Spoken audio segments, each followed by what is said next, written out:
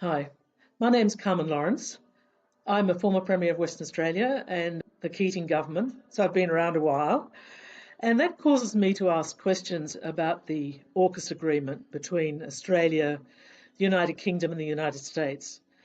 I think there are a lot of questions that remain unanswered. We haven't had any white papers or significant announcements from government. We have to piece together the information needed to make a proper judgment as citizens, as people who vote and have a right to understand how our taxes are being spent, especially when the price tag on this is the biggest we've ever seen, $368 billion, if you can get your head around that. So the inquiry is set up to ask those key questions. Why was it judged necessary to do this in the first place?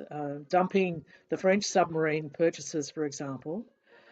What's going to happen to the high-level nuclear waste? I'm particularly concerned about that as a West Australian.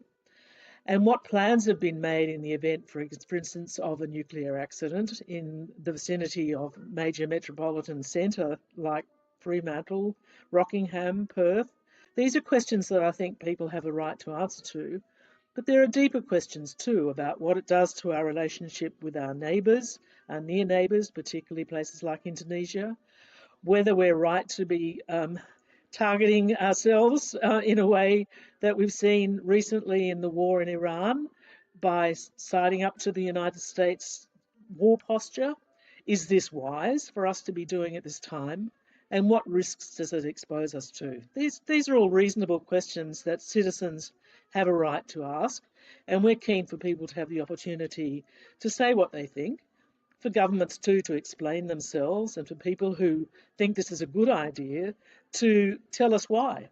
Because I think we haven't had that debate in Australia. And as a democracy, it's critical that citizens have trust in government, that they understand what's being done and why. And a number of us think that that